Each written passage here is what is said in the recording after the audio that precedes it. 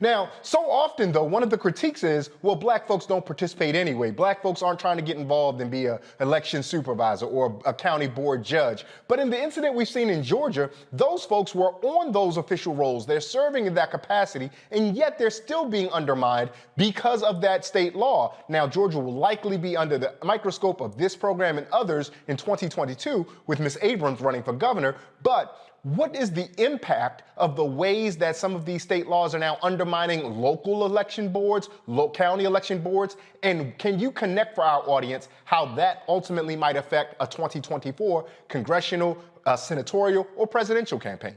And gubernatorial, to your point about our sister Stacey Abrams running. I mean, I think, one, just to make the absurdity obvious, right? This is in no small way a direct correlation to the fact that Black people in Georgia have consistently been showing up and showing out and voting, that they've been at the tip of the spear of a multiracial fight for democracy, right? We also know that Asian and Pacific Islander vote increased in the last gubernatorial election. We know that Latinx votes increased in the last gubernatorial election. And we know that this is a direct correlation, right? That Black and brown and indigenous and Asian descended folks have actually showed up and showed out in relationship to democracy, regardless of what party they voted for. And folks are scared of what that means, right? And when I say folks, I mean particularly white electeds on the GOP that are trying to concentrate their wealth and their power, right? By stopping other folks from being able to vote and have a say in how this country and how these communities are governed. So I just want to make the absurdity of it obvious. If you feel like this is directly connected to the amount of Black turnout you've seen, that's in no small part true, right?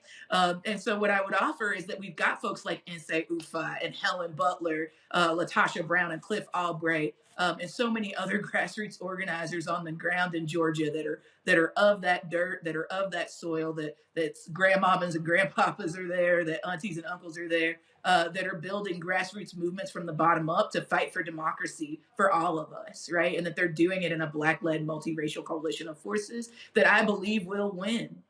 The other thing that I want to say is that there are multi-tactical strategies that are being implemented to make sure that we actually see more accessibility for our folks to go and vote, whether that's the fight to make sure that formerly incarcerated people get their right to vote back, whether that's fighting to stop gerrymandering of lines so that we don't lose more so-called majority minority districts across the South and across this country. And then specifically thinking about some of the fight back that has been led by the Advancement Project and coalition with our local partners to file litigation to challenge like Georgia and Florida's anti-voting laws.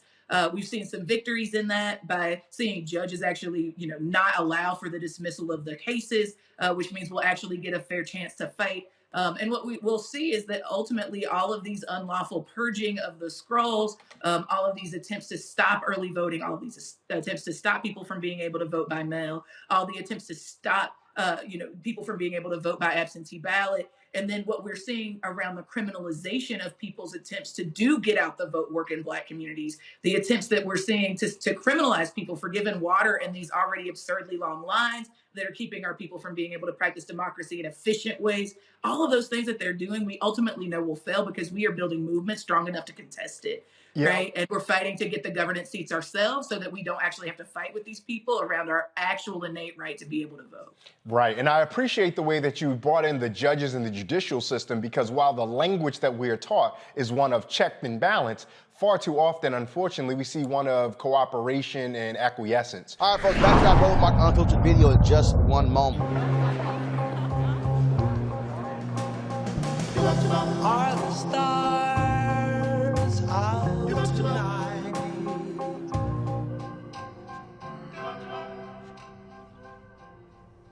Alexa, play our favorite song again.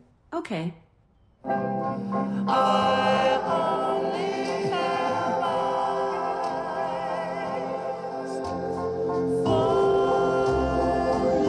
It's time to be smart. Roland Martin's doing this every day. Oh, no punches! Thank you, Roland Martin, for always giving voice to the issues. Look for Roland Martin in the whirlwind, to quote Marcus Garvey again. The video looks phenomenal, so I'm really excited to see it on my big screen. Support this man, Black Media. He makes sure that our stories are told. See, this difference between Black Star Network and Black-owned media and something like CNN. I got to defer to the brilliance of Dr. Carr and to the brilliance of the Black Star Network. I am Roland with Roland all the way. Honored to be on a show that you own. A black man owns the show. Folks, Black Star Network is here. I'm real revolutionary right now.